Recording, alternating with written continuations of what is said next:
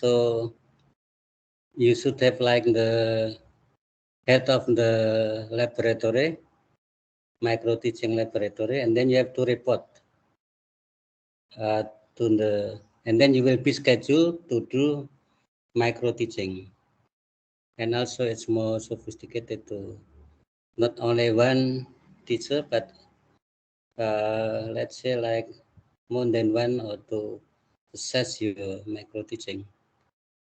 That is done in like in the teaching training college, or now they are becoming university. Yeah. No longer teacher training college, IKEP, but they have the same level like university, yeah, which is more what bergengsi, you mean sophisticated, or yeah, what do you call for? So being student of IKEP, you make feel more inferior. But if you are the students of university, you will feel prouder. Yeah. Or just IKEP, meaning the, but different from like Finland or Norway, or so being a teacher is very prestigious. Yeah. Yeah, what I mean is prestigious, less prestigious. If so, that is why now like institute, like the teacher training college, so they have transformed themselves to be a university. Let's say like the what under the department Ministry of Religion, so they used to have label EIN, Institut Agama Islam Negeri, ya, EIN, or UIN, now become UIN, what Islamic State University or something like that. And for teacher training college, they have like, let's say like the UNES, itu Semarang State University, yeah. Different from Diponegoro University without mentioning the city. But for ex-IKIP, ex-teacher training college, they always mention the city like IKIP Malang. So their name now is Malang State University. So the translation is the unfortunate university. You know the meaning of Malang in Indonesian? Malang meaning unfortunate. Universitas Negeri Malang meaning the unfortunate state university. That is for a joke ya. Jadi Malang itu unfortunate, tidak beruntung gitu ya. So if you stay here, and then you can distinguish between ex teacher training college, and in fact they focus on the education, yeah, or yeah, teaching. And now they have two concentration or two majors. One is applied, second is pure. So they have to fit, or what you say, two majors. One is like Undip, Diponegoro University, meaning pure science, and second is applied science. So let's say you have English department, and then they split into two majors. One is applied, yeah, applied English, meaning in the education, and second the pure, what do you call, non-teaching. So you study literature like drama, novel, poetry, and so on. The story of British literature, American literature, and for linguistics, so you have like syntax and morphology, phonology, and so on. But for the education, so you concentrate on the teaching methods from beginning.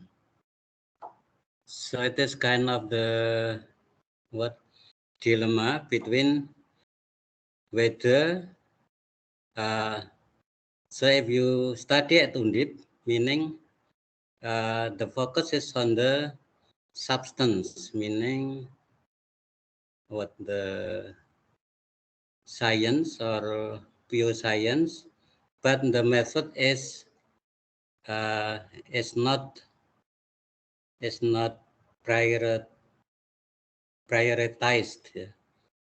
Unlike IKIP, let's say if you are the students of Faculty of Engineering, so the focus is on the way you are teaching in engineering. So the substance is not so what deep or so perfect as the students of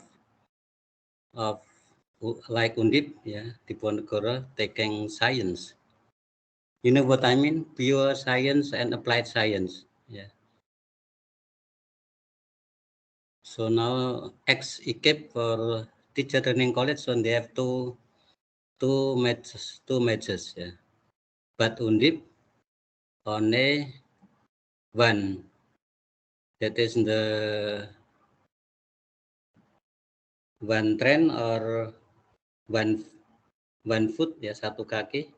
So like me, so I am the only person lecturer who took language education, but my colleagues, my friends like Pak Agus, Budeli, and others, so they are taking pure linguistics. Only me, the only persons, the only lecturer taking language education, the meaning applied linguistics. So I belong to the what exception, yeah. The what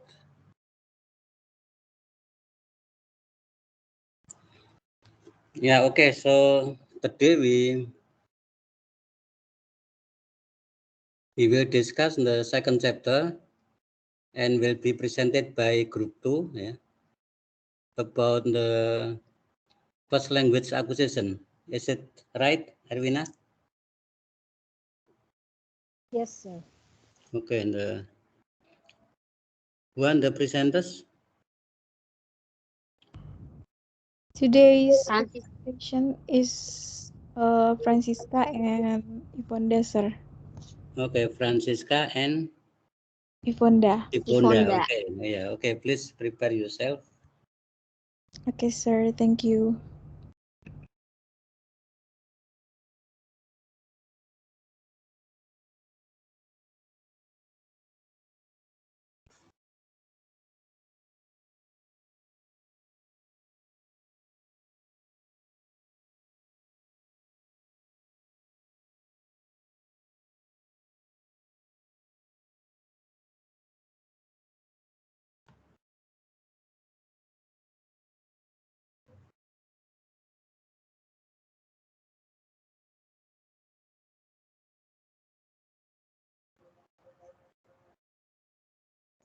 Aduh, mati kutu lah. Aduh.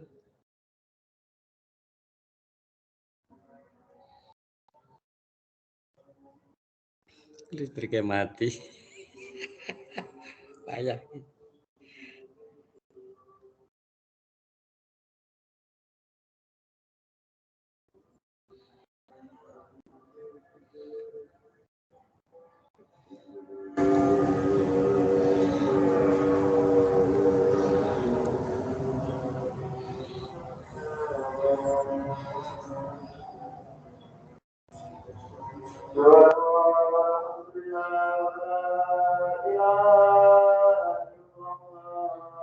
Sir,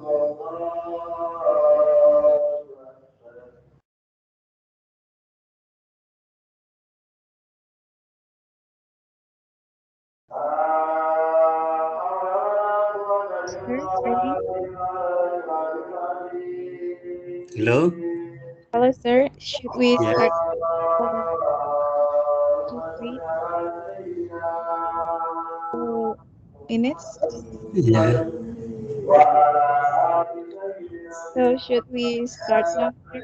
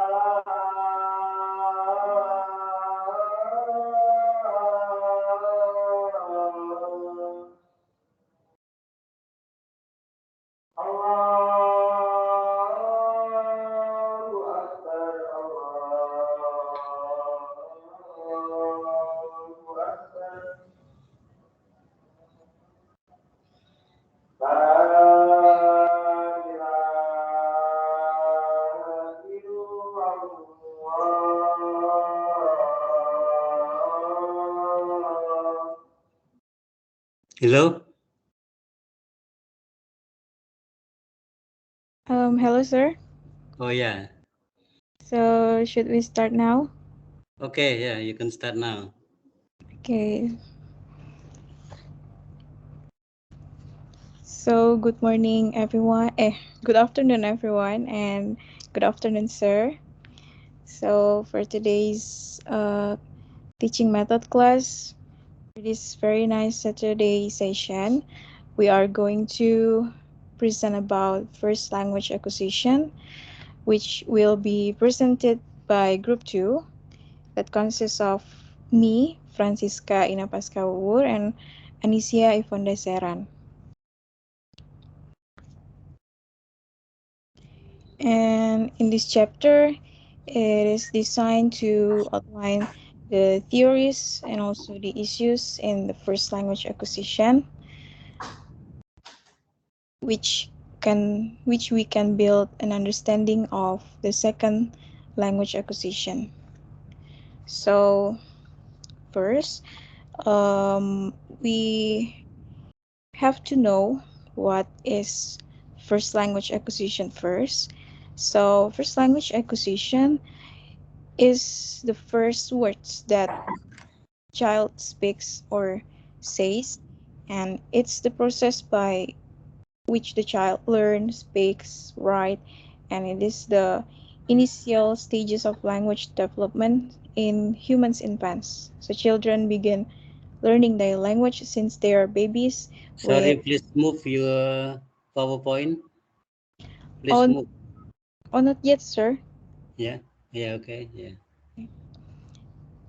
With yeah, as I said before that, since they are babies with uncorrected grammar until they are after going to school, and let's see here, children have a remarkable ability to communicate. So, how do children communicate? So, they are from small babies. Children babble and coo and cry vocally and non-vocally, send messages and receive messages. And then from end of first year, children start to imitate words and speech sounds, and about this time use their first words. And then from the 18 months, their vocabulary in terms of words has increased and are beginning to use two-word, three-word utterances as known as telegraphic utterances. Or we can say that it is like words that are used usually like a noun and a verb, or an adjective or a noun, and yeah, something kind of like that. Then from 3 years, children can comprehend an incredible quantity of linguistic input. They also chatter nonstop. And then from school age, children start to internalize increasingly complex structures, expand their vocabulary, and sharpen their communication skills. And they also learn to social functions of their language. So in their creativity and their fluency continues into this school age. And also it is like they not only learn what to say but also what not to say. And then so there are three such points that are explained in this chapter in the Brown's book. From the theories of first language acquisition, there are three positions in first language acquisition, which are behavioral approaches, and then the second is nativist approaches, and then functional approaches. So let's take a look at the first approaches. First is behavioral approaches. Children come into this world with a tabula rasa, or a clean slate, bearing no preconceived notions about the world or about language. Or we can say that tabula rasa is where individuals are born without uh, without any language, or without their language or built-in mental content that comes from experience and also the perception. And then these children are then shaped by the environment and slowly conditioned through various schedules of reinforcement. And then the behavioral approach focuses on the observable responses and its associations with the events in the world surrounding them. And then the effective language behavior to be production of correct responses to stimuli. So if a particular response is reinforced, it then becomes habitual or conditioned. And then about the behaviorists, there are or researchers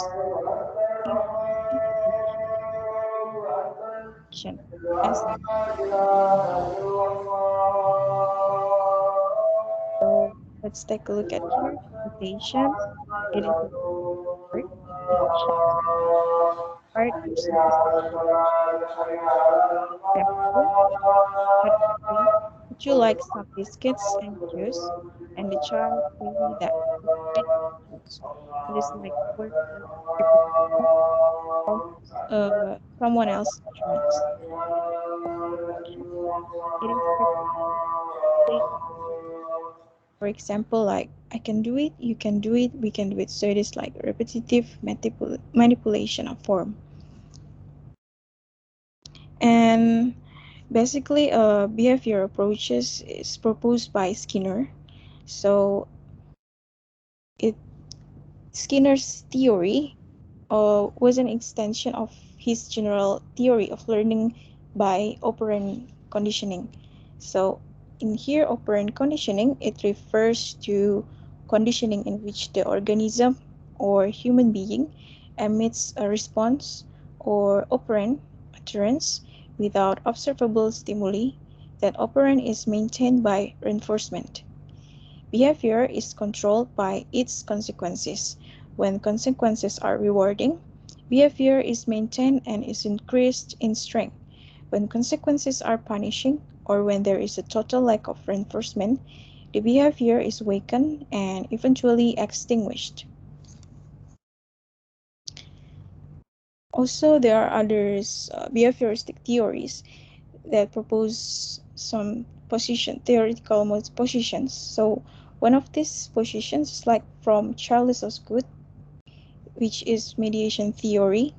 Meaning was accounted for by the claim that the linguistic stimulus, a word or sentence, elicit a mediating response that is self-stimulating.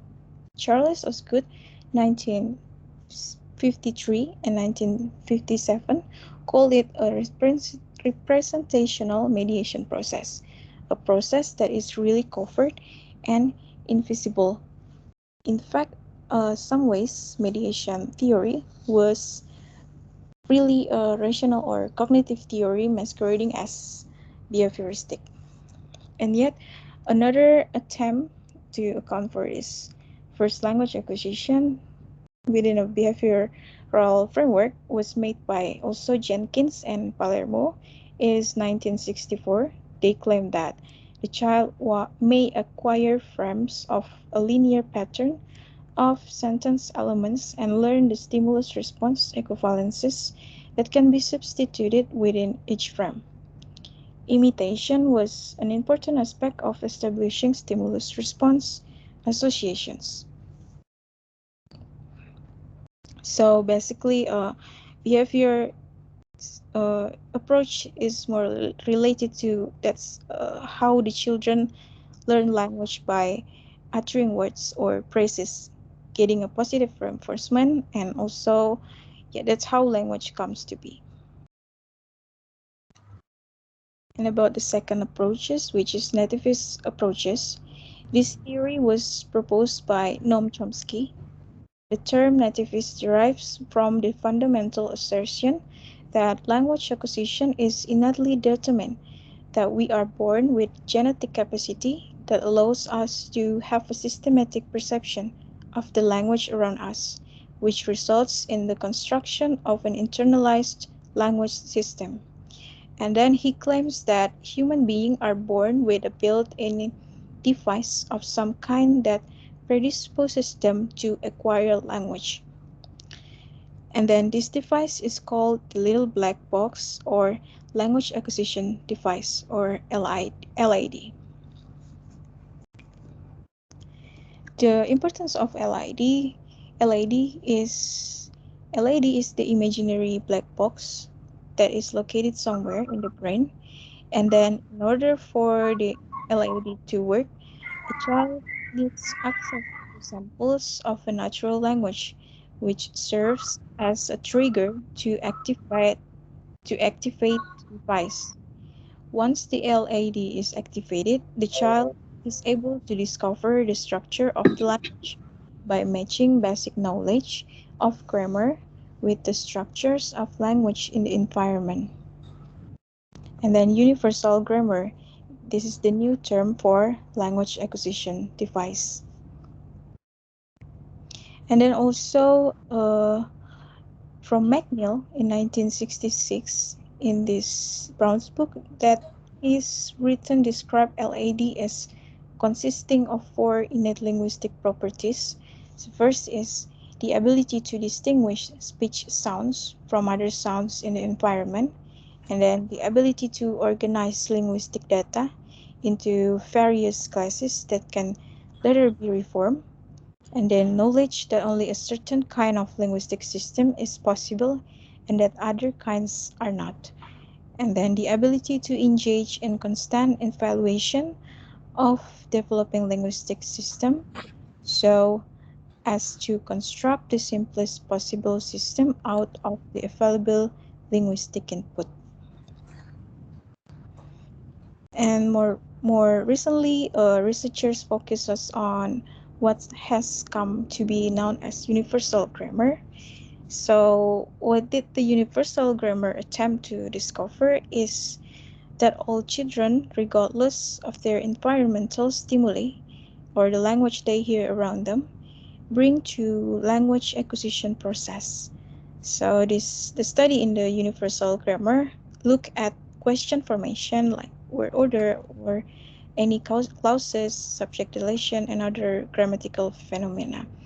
For example, like a baby can tell the difference between the words mom and mop, mom from mom and mop, for instance, without actually knowing what the two words mean.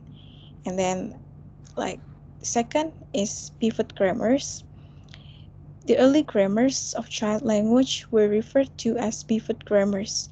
It was commonly observed that the child's first two word utterances seem to manifest two separate word classes and not simply two words thrown together at random. So it is a type of simple grammar displayed in the early stages of the two word stage, and a smart child here has relatively few pivot words in his or her vocab but uses them often and always in the same position relative to the open word. Open words here means like used frequently less, but the child learns more of them and can use them anywhere in a phrase. For example, like more juice, uh, and then light off. So the pivot grammars here, like the words from more and the juice, it is the open words. And then the next, it is about parallel distributed processing or PDP that related to connectionism. Neurons in the brain form multiple connections which enable to process many segments and levels of language, which are cognition, affect, and perception. Thus, a child's linguistic performance may be the result of many levels of simultaneous neural interconnections rather than a serial process of one rule being applied, then another, and so forth. So, according to PDP model, it is a sentence. It's not governed by a series of rules. Rather, it is the result of simultaneous interconnection of a multitude of brain cells. So, this model claims that neurons in the brain form multiple connections. Like each 100 billion nerve cells may be linked to as many as 10,000 of its counterparts. And next slide. So for all of the approaches within this nativist approach have made at least three important contributions to our understanding of the first language acquisition process. First is freedom from the restrictions of the so-called scientific method. It is like to explore the unseen, unobservable, underlying abstract linguistic structure being developed in the child. And then potential properties of universal grammar. It is through which we can better understand not just language acquisition but also the nature of human languages in general. And then the systematic description. This is from systematic description from of the child's linguistic as the either rule govern or of operating out of parallel distributed processing capacities that result of experiential establishment of the connectionism. And then about the last approach, this is the functional approach. Uh, It is a move even more deeply into the essence of language. So two emphases have emerged. The first is researchers begin to see that language was one manifestation of the cognitive and affective ability to deal with the world, with others, and with the self. And then the generative rules were abstract formal, explicit, and quiet logical, but don't deal with the forms of language and not with the deeper functional levels of meaning constructed from social interaction. And then there are two measures passages to language development involved with the pose of function and forms. First is functional level development is paced by the growth of conceptual and communicative capacities operating in conjunction with innate schemas of connection, cognition. And then the second is formal level development is paced by the growth of perceptual and information processing capacities operating in conjunction with innate schemas of grammar. So, in simple terms, what children know will determine what they learn about the code for both speaking and understanding the messages and the information. And then about the issues and in first language acquisition will be presented by Ivonda. Thank you, Francisca. Yes, So, welcome. okay. So I'll continue for the next part, the next and the last part, which is issues in first language acquisition. There are 10 issues. The first one is competence and performance. Competence here refers to one's underlying knowledge of a system, event, or fact. It is non-observable ability to do something or to perform something. In language, we can see in its rules of grammar or its vocabulary and all pieces of language and how those pieces are fit together. And the second is performance. It is overly observable and concrete manifestation or realization of competence. It is the actual doing of something like walking, singing, dancing, and speaking. In language, there are two parts, actual production and comprehension. Actual production for performance is like speaking and writing, and for comprehension is listening and reading. And the next slide, please. Okay, so here are the issue for the competence and performance. The competence performance model has not met with the universal acceptance. The major criticism of model focus on the nation that competence. So the issue here lies on the competence. As defined by Chomsky, a competence should consist of the abilities of an idealized hearer speaker. This statement was supported by Taron in 1988. Pointed out that idealizing the language user disclaims responsibility for a number of linguistic goofs and slips of the tongue that may well arise from the context within which a person is communicating. So the example here is, in another words, Theron said that a child's or maybe adult slips or hesitation or self-correction is known as a heterogeneous competence ability. So when somehow we speak, our tongue can slip. I mean, like the slip of our tongue. For example, when we hear as a child say a word whole and toilet. Okay, I will write it the words in the chat box. Whole and toilet. Toil. Yeah. The pronunciation is similar, and when we hear the child say these words, me as adult may think that this child knows the difference between these two words, but probably it's the slip of the tongue. So this child doesn't really know the difference between the words. So that's why there is an issue of performance here. And the next, okay, the two is comprehension and production.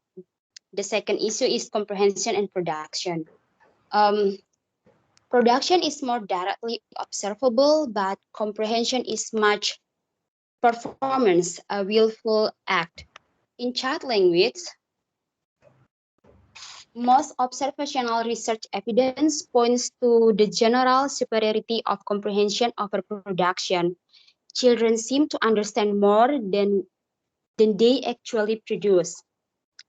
It means that a child may understand a sentence or a word, but she or he couldn't produce it. For example, there's a girl named Lisa. Okay, her name is Lisa, but he said her name as Lita. And when people call her Lita, he said no, no Lita, but Lita. Actually, he said the same sound, and then her mom just correct, oh, it's Lisa, and this girl also agrees that yeah, Lita. So in this phenomenon, we can see that this girl knows the difference between s sound and th sound, but she couldn't produce or she couldn't say it. She couldn't say it. That's also known as one of phenomenon in phonological development. Okay, and the next is nature or nurture. Nativists, as previously explained by Francisca, nativists contend that a child is born with an innate knowledge or predisposition toward language, and that this innate property, that LED or UG, is universal in all human beings. This is from nativist point of view, but let's see for the second paragraph. The scientists argue that what is innate, take a look for the last line, what is innate is grammatical or linguistic at all. And then for the third paragraph, nature and nurture controversy. So what are those behaviors that nature provides innately in some sort of predetermined biological timetable? And what are those behaviors they are by environmental experiences nature, by teaching, learn, and internalize. So nature and nurture controversy here was well explained by an expert named Derek Bickerton. Actually, there is a balance between nature or nurture. He said that human beings are by programmed. So when it means that we are human, we proceed from stage to stage. Like a flower, we can bloom. We can bloom when it's time. So in human, people are innately programmed to release or bloom certain properties of language at certain developmental ages. That's the explanation for nature or nurture. And the fourth is universal. This claim that language is universally acquired in the same manner, and moreover that deep structure of language and its deepest level may be common to all languages. Universal grammar research is centered around what have come to be known as principles and parameters. Principles are invariable characteristics of human language that appear to apply to all language universally, and parameters determine way in which languages can vary. For example, of universal here is languages are either head first or head last in a sentence. Head first, for example, in English, and in English, in a sentence, we have subject, verb, and subject, predicate, and object. Verb is in the middle of a sentence, and for the head last, from the book, it said that from Japan, for example, in Japanese, the sentence order is from subject, object, and verb, and that's why it said that English is head first and Japanese is head last. Okay. And next, systemicity and variability. One of the assumptions of good deal current research on child language is systemicity on the process of acquisition. And from pivot grammar tree to 3 and 4 words utterances and to full sentences of almost intermediate length, children exhibit a remarkable ability to infer the phonological, structural, lexical, and semantic child of language. So these two statements believe or state that child language acquisition is systematicity or systematical. And let's see for the third paragraph, but the midst of all this systematicity, there is an equally remarkable amount of variability in the process of learning. Researchers don't agree on how to define various stages of language acquisition, even in English. So, example why learn child first acquisition is variability, not systematicity. Example here, children's learning a past tense from verbs like go offers an illustration on a difficulty of defining stages. So basically, children don't have sufficient grammar knowledge. Okay, sufficient grammar like in verbs we have regulars and irregular verbs, but they just see from like their surroundings and then they, for example, here the word go, when it's past tense, they tend to make it as a goed, not went.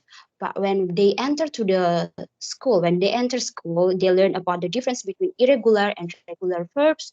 Then they know that the past tense of go is went, not go. Here's explain the variability. Okay, the sixth. The sixth is language and thought. Thought and language were seen as a two distinct cognitive operations that grow together. The issue at stake in child language acquisition is to determine how thought affects language, how language affects thought, and how linguistic can best describe and account for the interaction of the two. Research has pointed to the fact that the cognitive and linguistic development are intricately intertwined with dependency in both directions. And we do know that language is a way of life. It is a foundation of our being and interacts simultaneously with thoughts and feeling. So language and thought is intertwined one another. And the seventh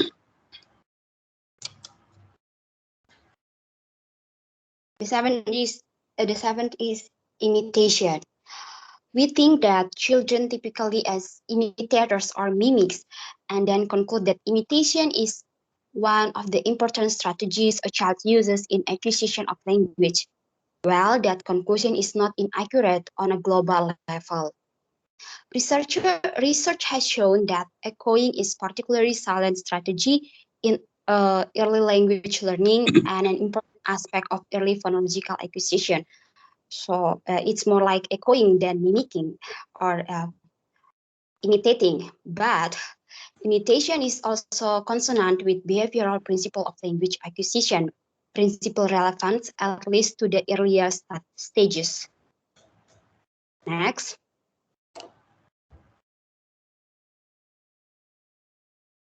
Behaviorists classify two types of imitation. First is surface structure imitation, where a person repeats or mimics the surface things attending to the phonological code rather than semantic code. It is the level of imitation that enables an adult to repeat random numbers of nonsense syllables or even to nonsense syllables. Um, Surface structure imitation is more like a repetition of sounds by students without the figures what sounds might possibly mean. So they just repeat, they just follow, but they don't really understand the meaning of that sound. While the second is imitation of the deep structure, it's the opposite of the surface one. The imitation of the deep structure of language can literally block their attention to the surface structure so that they become on the face of it or poor imitators. The example is in the next slide. Next slide, please. Okay, thank you, Ina. This is the example for the deep structure. Let's see, for the first conversation, child and mother, the child say, nobody don't like me. And the mother answer, no, say, nobody likes me. The child keeps saying, nobody don't like me.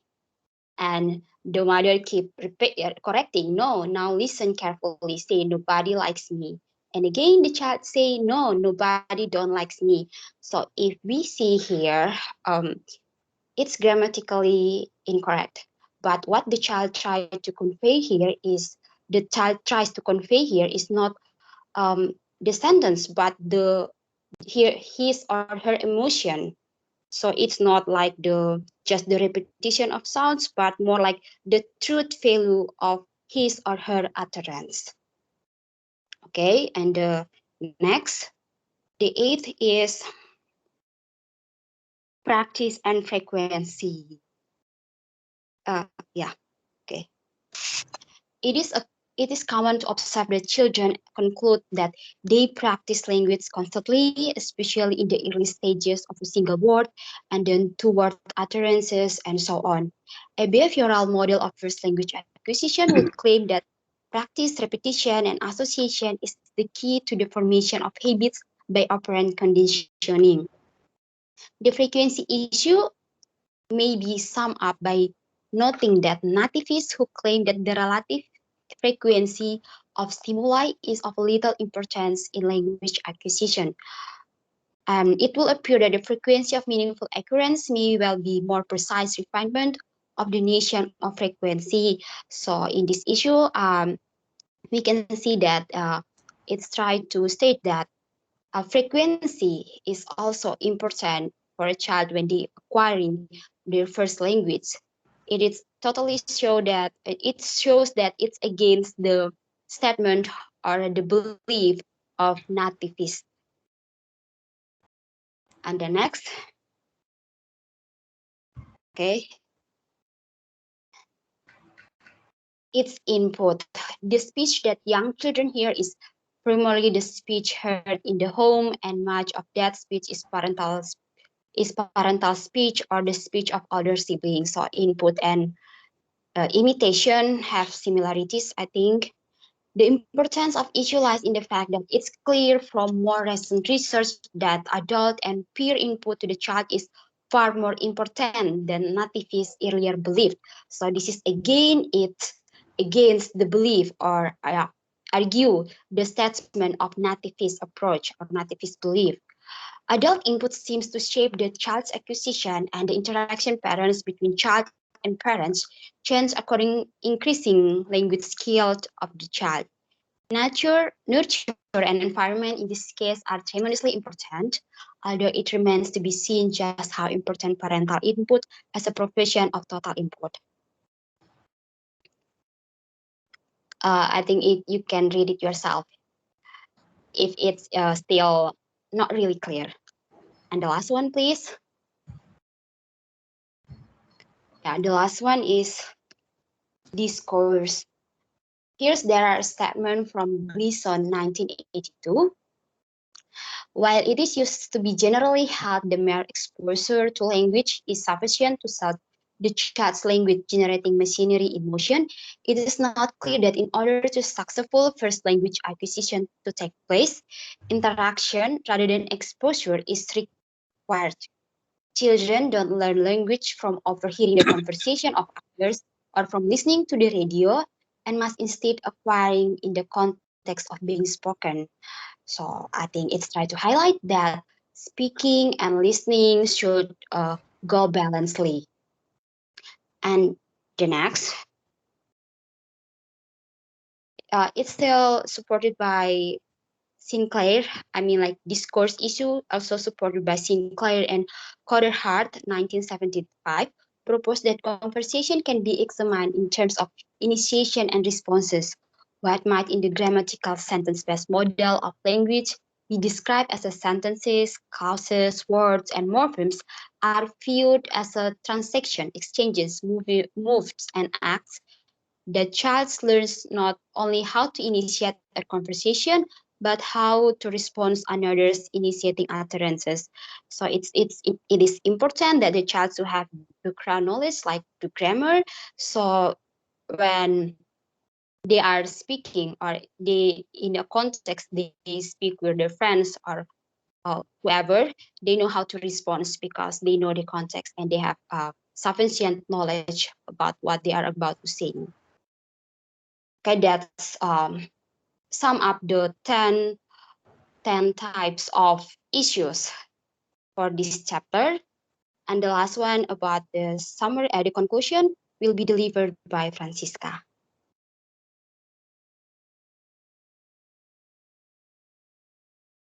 So thank you, Eponda.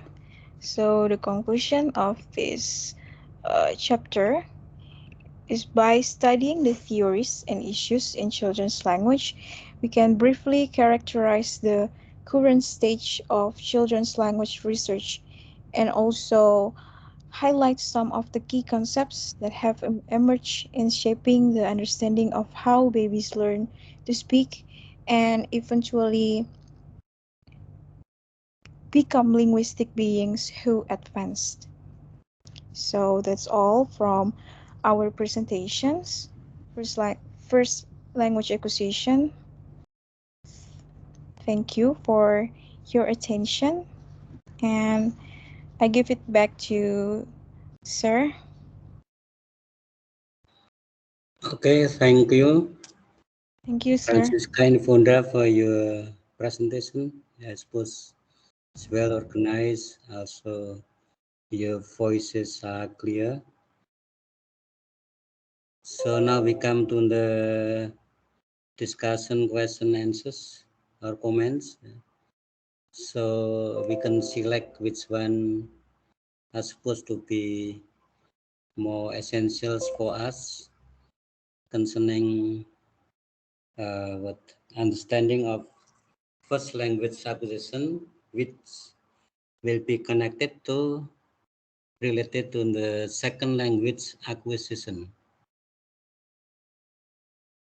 So many of the theories in the second language acquisition are adapted from first language acquisition. So people say that children are great imitators, great imitators, meaning the from imitation, from listening, so they will internalize all the information spoken by the adult speakers or people in the surrounding, like the parents, siblings, and also neighbors, what the friends or peers, and so on. So that is why we should be careful when we speak in front of the children, because what you say will be imitated by the children. So the point is, what we do is the best way is to give the model to the children. So you will have some technical terms concerning the theories or issues in the first language acquisition.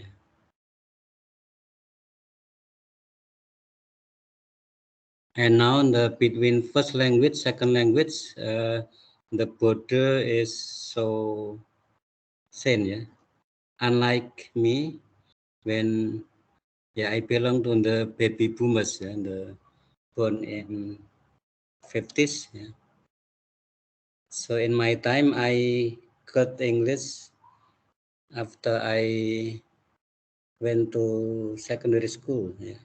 But now from in the millennial period, so since you were born or you will learn English when you go to, let's say, like the play group or preschool, in the kindergarten, also in the elementary school. Yeah. But the problem at the time, so in when my daughter and son was studying in the elementary school, that is in the almost before 2000. So English was introduced to elementary school, meaning elementary school can carry out English as kind of the extra curriculum or a kind of the local local subject or local load muatan lokal gitu.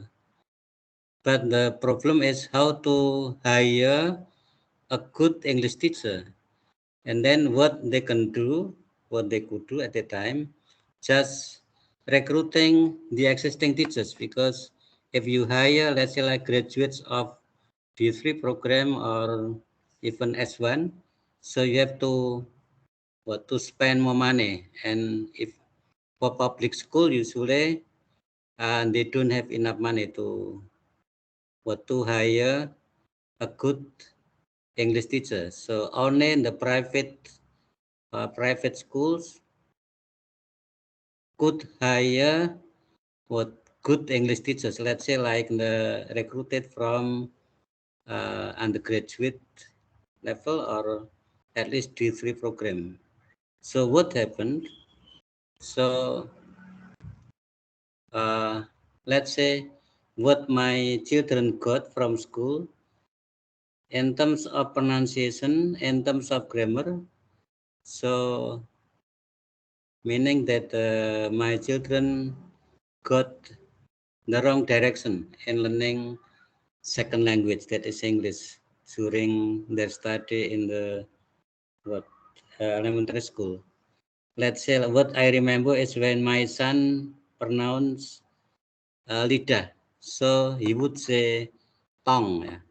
Then I try to correct the pronunciation, but my son did not trust me as an English teacher. So, well, what he said to me, well, my teacher said so, tong. Yeah. I said to him that, well, your father is also an English teacher, even English lecturer, but he didn't trust me as the. Also, when I saw like the for constructing the test, so yeah, many errors. But for rich private school, they could hire someone from the English department, and I suppose yeah, and they are in the right track, meaning not what I mean is they will get the proper proper learning process in English, because having the what do you call the quality English teacher and the qualified English teacher. Okay, now please we can start the discussion, because at that time the hiring the existing teachers, meaning just pick up from any teachers who wants to be wanted to be a volunteer. Yeah.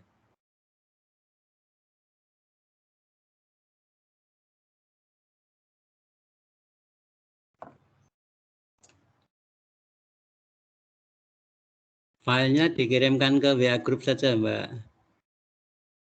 Mbak Francisca ya. Oh, okay, sir. I will. HP saja gitu ya. Okay. Kalau meeting chat saya harus lewat laptop ya. Saya tidak punya aplikasi di HP-nya. Okay, now we can start the questions, or you could write your comments or question in the meeting chat, and then will be responded by Francisca and Ifunda. Or you could show again your slides from beginning, or if any issues are not yet clear, and we can talk together. Okay, sir.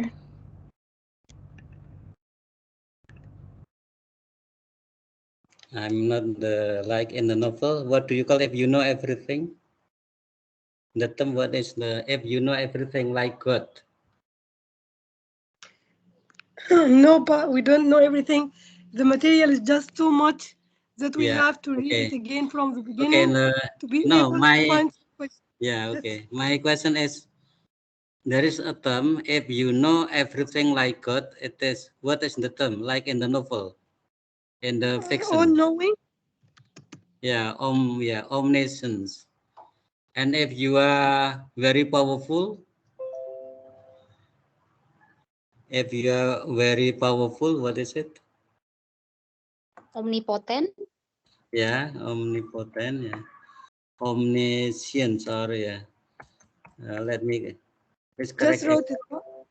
Yes. Yeah, omnipotent, omniscience, and so just like in the novel, meaning the author is like God to know everything. Yeah. Okay, and you could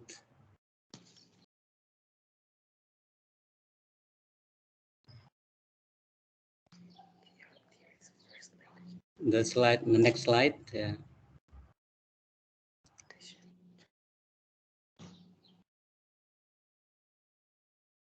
Okay, and the yeah about telegraphic utterances. What?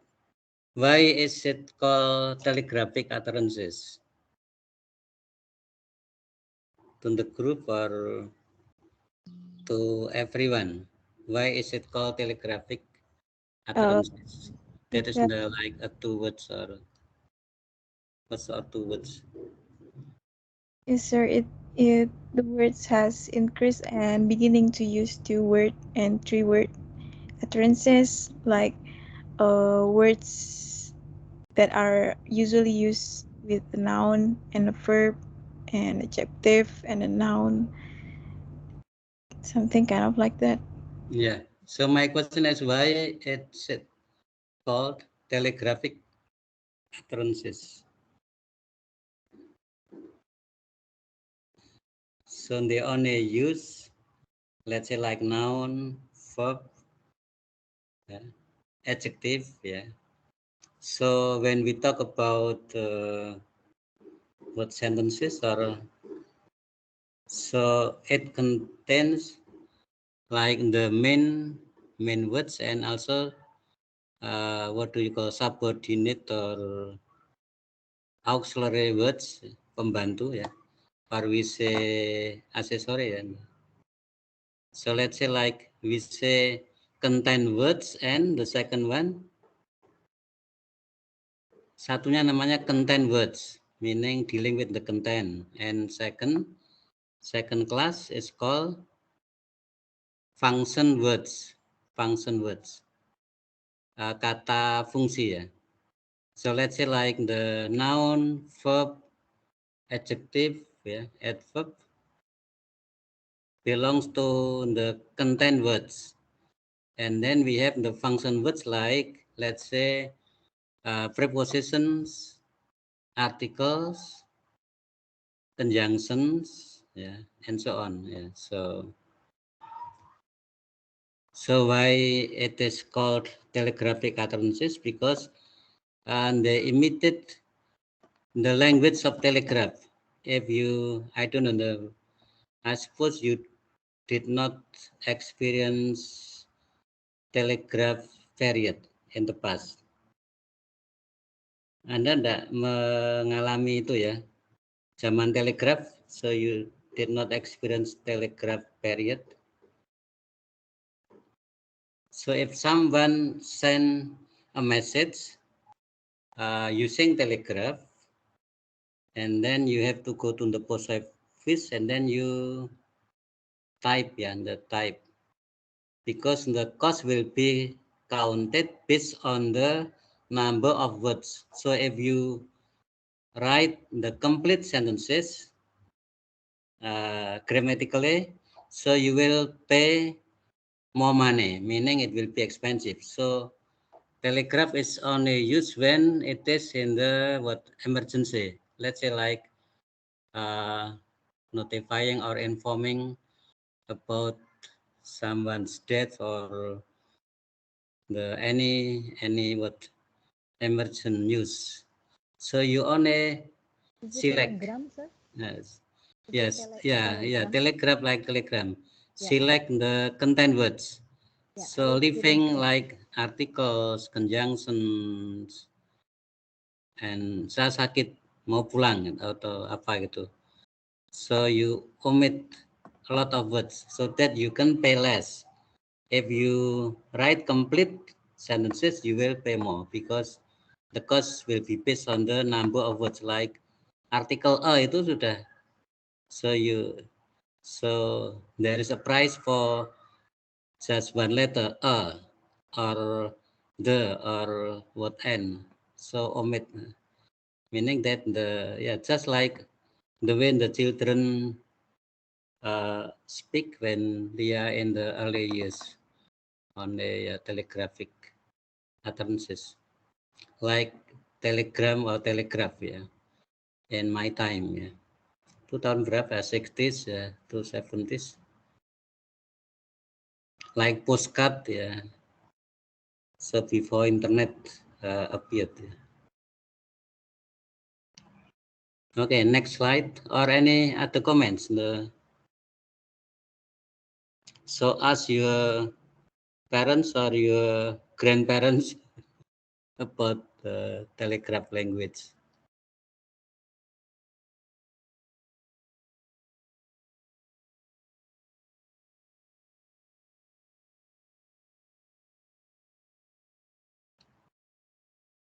Yeah, next slide, please.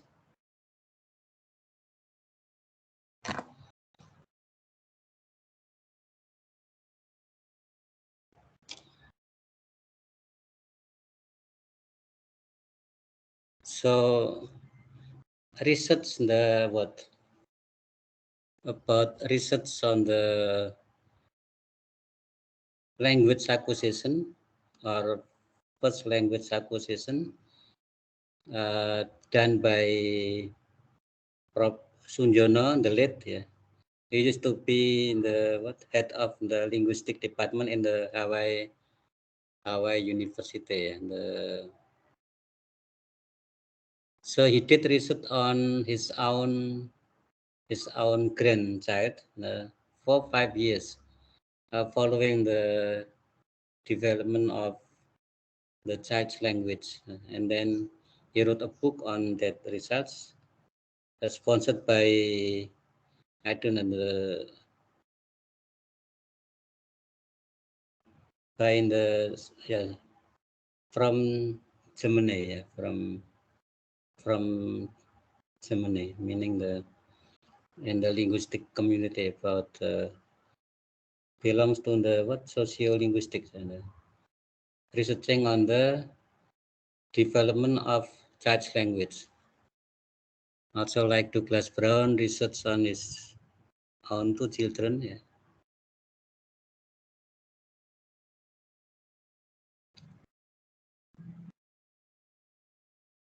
So why like a young mother or mother to be or any, so he or she, or we are supposed to keep chatting to the baby or a young child, even though he or she doesn't respond our chatting, because by chatting to them, so the child would internalize what we say, and then someday or one day, so those words will be spoken by the child. So even during in the pregnancy or the child in the womb, and then you could, let's say, like what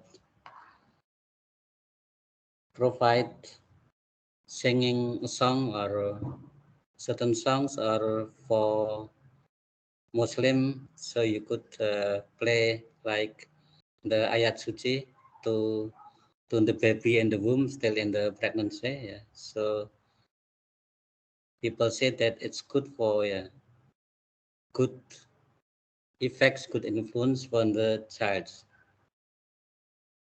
So let's say if father and mother are very busy, and then the child was taken care by the babysitter, and the babysitter is what do you call, not talkative, so keep perhaps the whole day on a being silent, not speaking to the child. So the development of the child language will be affected.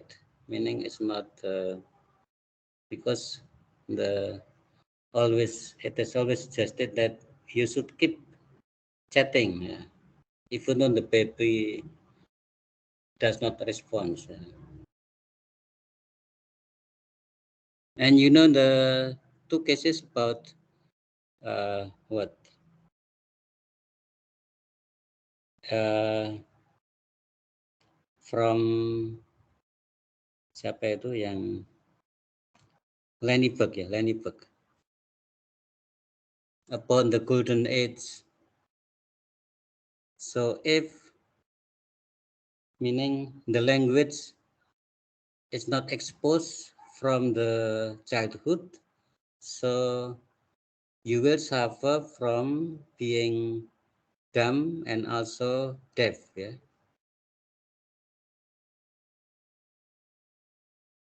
And also in that hypothesis, the golden age is when during the childhood under 10, under 10 years.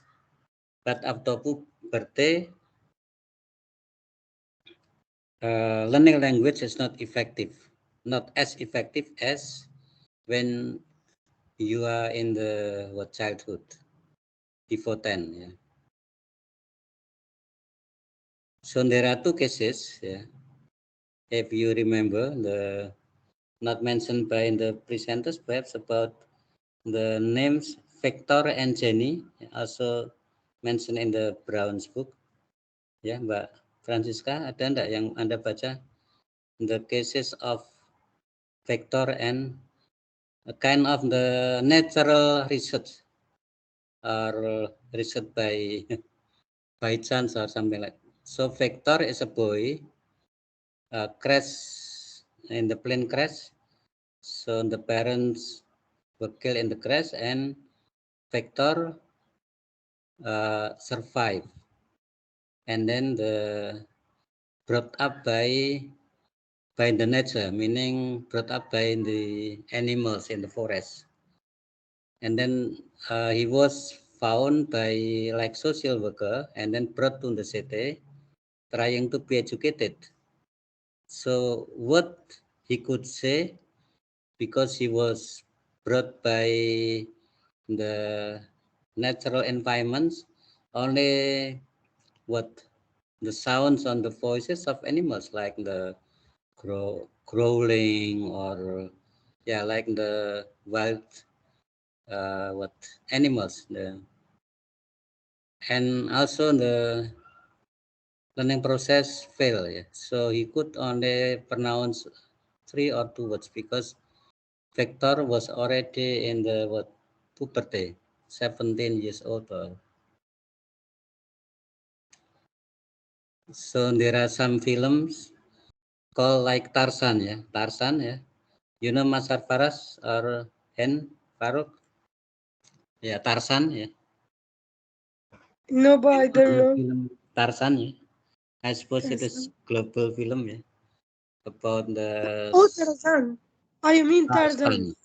Yes, Yeah, I know. yeah, Oh, I love the movie. yeah. Yes, but yes.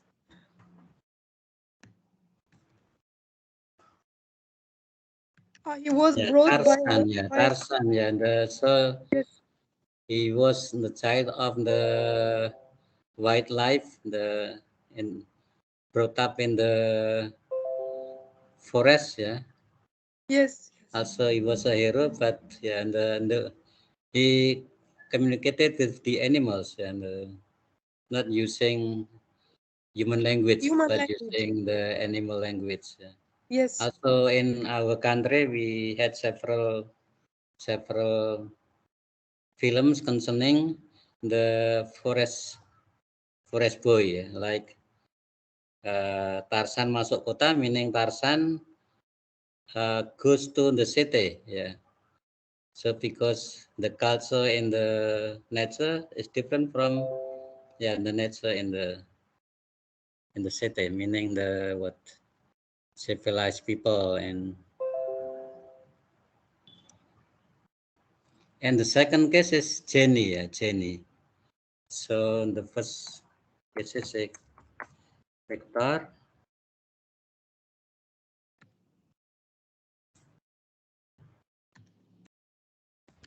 You could find in the how language are learned by siapa saya lupa namanya. Victor and Jenny. So Jenny was kept in the basement by his ancient father. So he was kept since the babies, and then she couldn't communicate with like her mother and her siblings. So she was fed, and also until she was a teenager and she couldn't speak properly.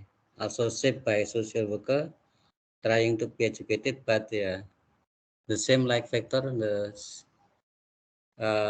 what the experiment failed because of the. But of course, we cannot do experiments deliberately to our own children being kept or isolated for many years. Yeah. So your children will be what dumb and deaf. Yeah. Because no interactions. I suppose it's true that from Nativist, meaning you have LED and also UG, but also the social interaction. I suppose the both are completing each other, reflected in the constructivism. So what each school, I suppose, has contributed in forming our language acquisition. The nature and nurture gitu ya, nature and nurture. So nature is predetermined by God predetermined. So it is innate. Our software is what exists since we were born, and then that software is activated by the social interactions, because if not, so you will be like Vector and Jenny. Okay, any comments or about the Mongli? I remember Mongli. Mongli juga sama ya, mirip also the Forest Boy, right? The film, Yes, sir. yeah. Yes, sir. It's Mowgli. Yeah, Mowgli. Okay, any comments or questions concerning the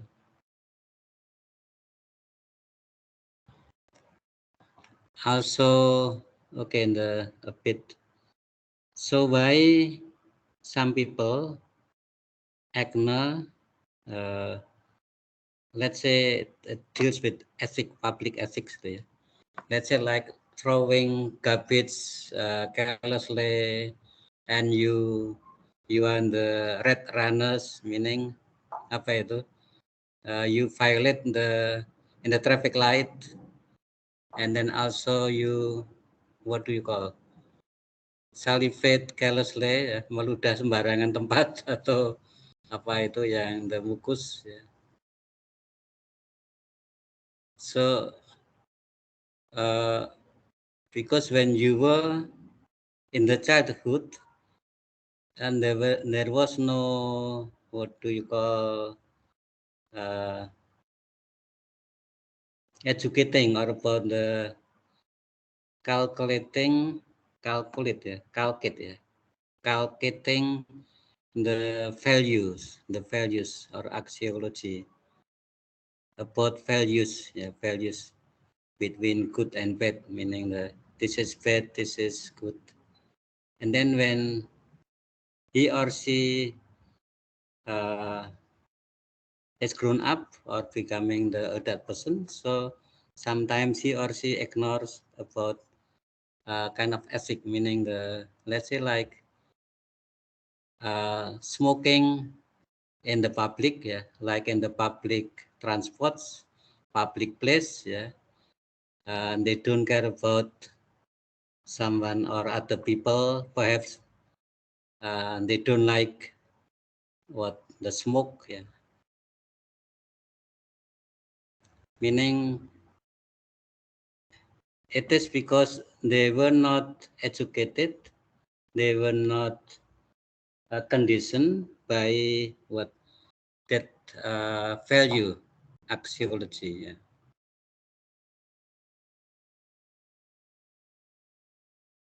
And the habit or habit, the next level, it is called what habit?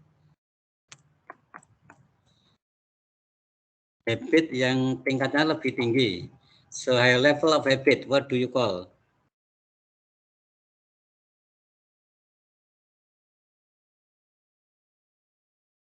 Habit, the next level of habit, what is it? So habit kind of the what? So you are conditioned to, let's say like in the what prayer, in the if you are a Muslim and then since the childhood, so you were conditioned to pray 5 times a day. So when it is already a habit, so your habit is rooted. Yeah? It's like a culture rooted in your mind. It is called apa?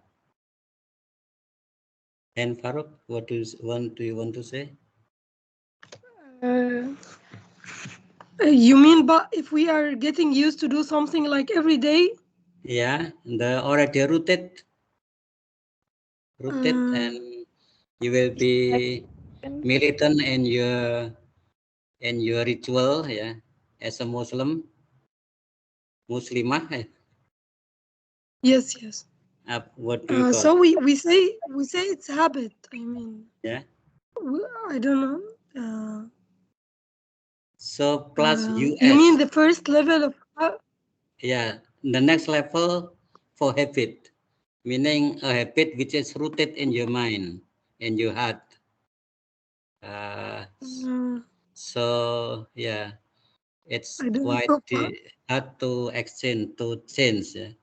So plus US ini Dalam habitus. bahasa Indonesia apa, Pak? Ya, habit Kalau dalam bahasa kebiasaan, Indonesia gimana? kebiasaan.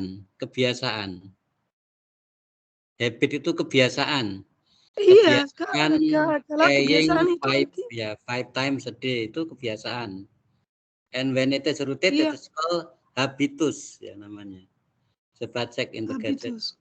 Habitus ya. Oh. That is the rooted habit in your mind.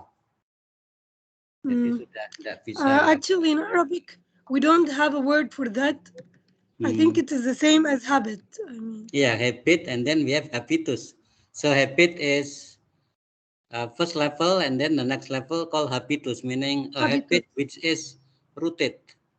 Let's say like the smoking. I used to smoke socially, meaning just as one piece of cigarette to smoke when I was in the secondary school or high school, just for being social smoker. But if it is habitus, so you have to spend your money, let's say for 1 or 2 packs a day, and then you will become a chain smoker. That is the habitus.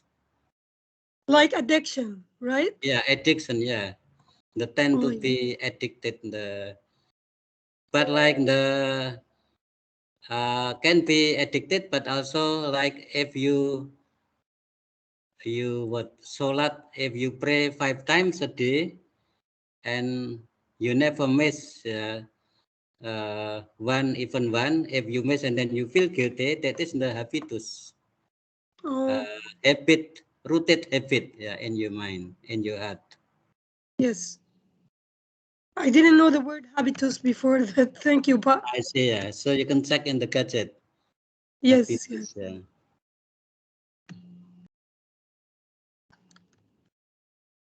So That is why even though behaviorism was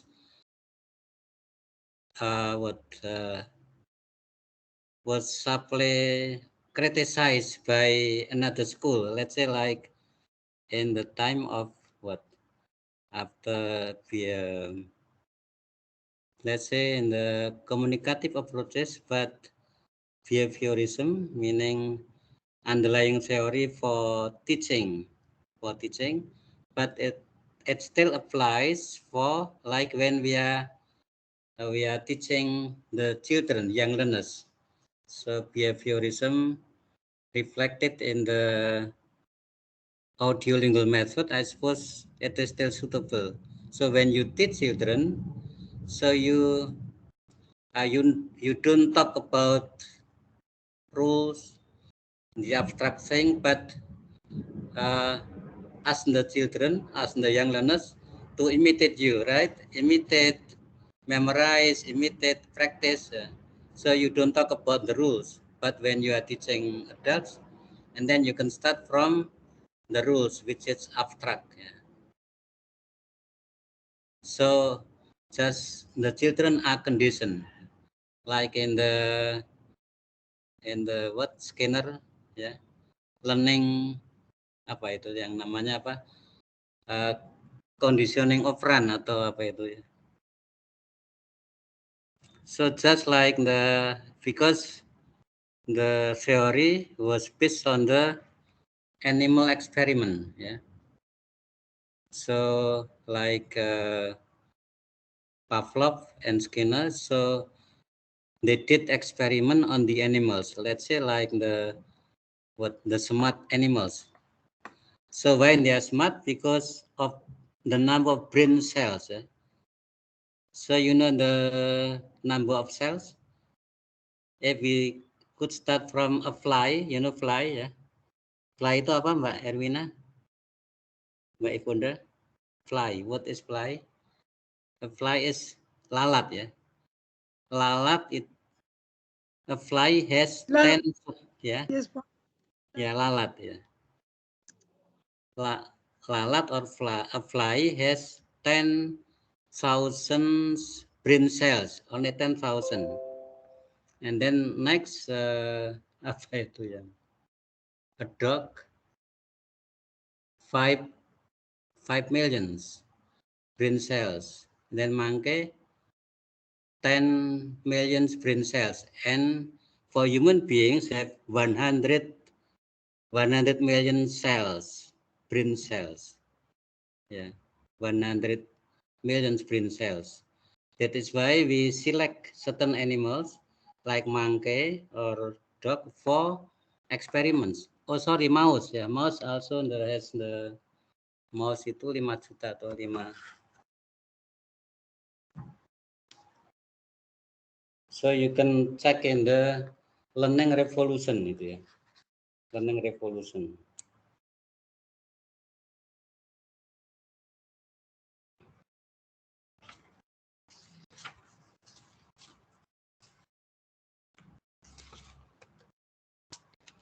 A fly 100,000 brain cells, a mouse 5 million brain cells, a monkey 10 million brain cells, and then a man, so human beings, 100 million brain cells. That is why we are the perfect creatures in the world, the makhluk yang sempurna gitu ya.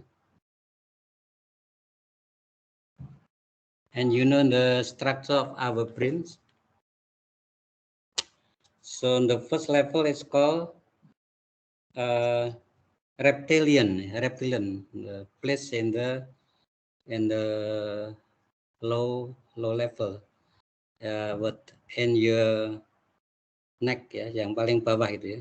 The lowest part it is called reptilian, and then mammalian, and then the yang apa itu?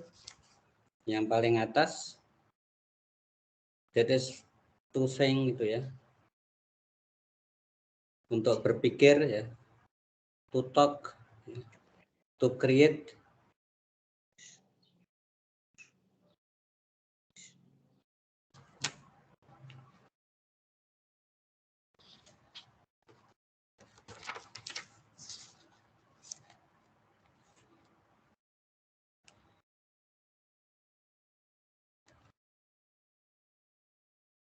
cortex gitu ya. Jadi ya, in the bottom is called reptilian brain, and then the second in the center is called old mammalian brain, and then at top you have the what do you call cortex, the bug gitu ya.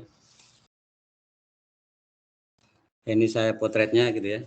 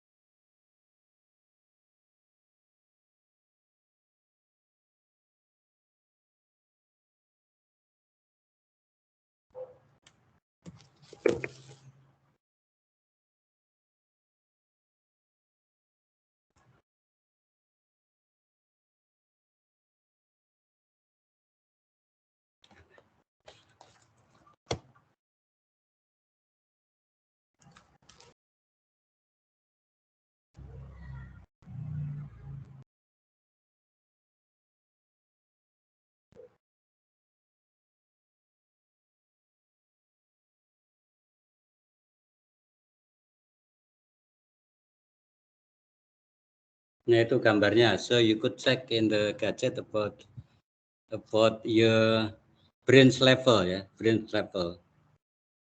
So cortex the highest is for speaking,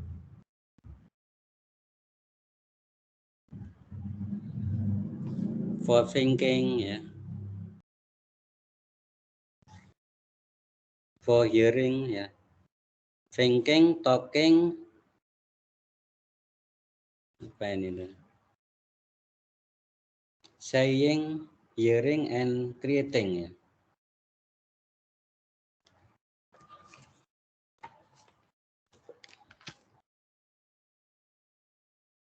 And at the bottom, reptilian ya, it is for controls many of your body's instinctive function such as breathing gitu ya, bernapas itu ya, pakai reptilian brain. In the center, old mammalian brains, which is similar to the brain of other warm-blooded mammals ya, binatang menyusui. It controls your emotion, your sexuality, and a skill to play in your memory. At top, your cortex ya, bug itu apa? Pokoknya ya Pak ya, which you use for thinking, talking, seeing, hearing, and creating.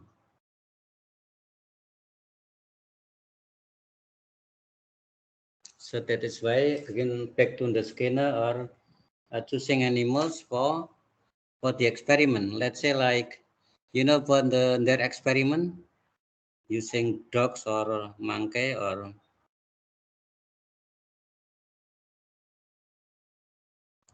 so using bell. So for the experiment, so you will feed the dog with the meat, also ring the bell.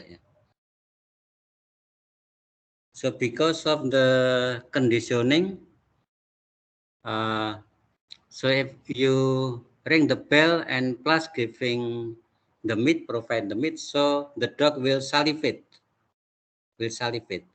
So later on, without meat, if you ring the bell and then the dog will salivate because of the conditioning. So the principle of behaviorism is apa itu, Mbak Ivonda?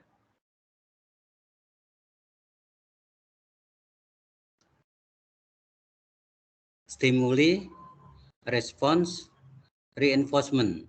So you have stimuli, and then you respond, and then reinforcement, meaning reinforcement can be positive or negative.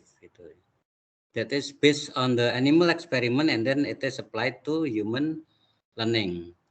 Behaviorism reflected in the, let's say, like the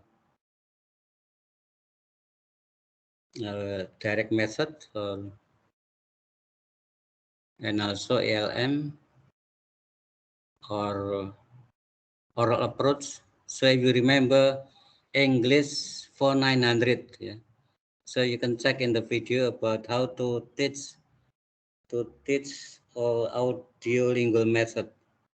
So like the repeat after me, yeah, imitate, yeah, repeat after me, and then memorize. So you are supposed to memorize the dialogues, yeah. You don't have to think about the grammar or on the rules, and then you are supposed to, yeah,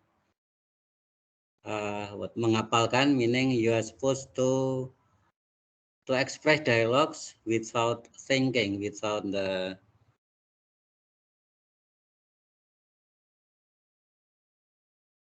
that is the application of behaviorism.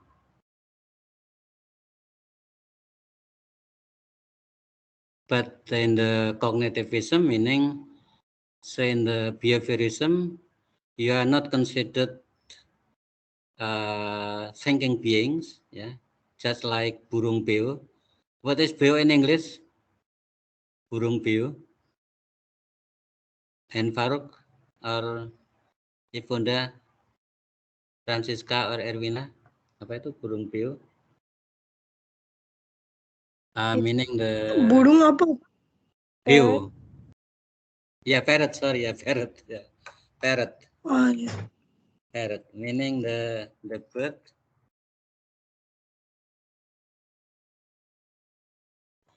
The bird which is skillful to imitate. Yeah. Whatever you say, and then will be imitated by that bird, parrot. Yeah, Yes, yeah. yeah, right. Yeah. Yes. So child is like a parrot, meaning imitate what we say. So if you are not wise, Yes. and then the child will imitate any words you say. Yeah?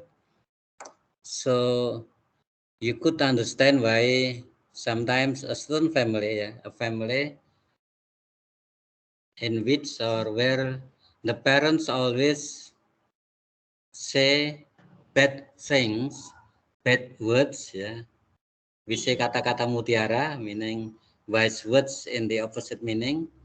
And then the children also will be conditioned to say those words, meaning the taboo words. So I remember when I was small boy, yeah, and then I got a new words from my friends, from my neighbors, and then I said that word in my family, yeah, during the dinner, and then my eldest brother spontaneously knock my head because that word is not proper, meaning belongs to, what do you say, and inappropriate in terms of the public ethics, or we say taboo words, or apa itu ya namanya, kata yang tidak pantas lah itu ya. And then I was aware that word is not proper, yeah, to be spoken, to be said before the Yes. public. Yeah. Yes. So that is why the elder siblings or the parents play important role in educating the children. So if you have a habit of arguing and then what using improper words, so the children will imitate, and it will be like the habit, and then will be habitus, gitu kan. So there are some families who are always speaking in decent words, and also there are family uh, who are very decent, yeah, decent indecent, yeah, decent and indecent, yeah. Yes.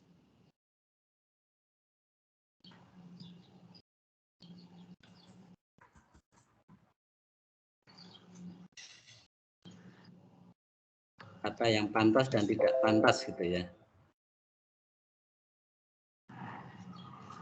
Okay, any questions or ya, Skinner gitu ya. Skinner and Pavlov from the Russian.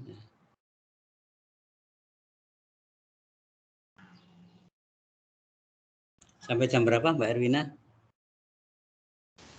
Sampai 16.20 Pak. Ya. Ini sudah lewat berarti? Iya Pak, sudah lewat. Ya, oke. So sorry for the so time is over ya. Kalau is up kan habis, over itu lewat. So I'll upload the guidelines for your assignment and also for this.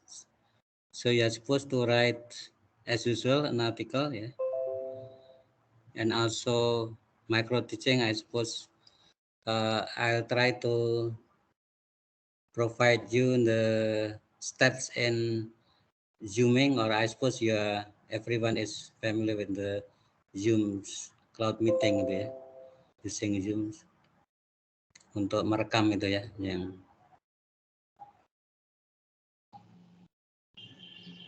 okay, Thank you so much. Yeah.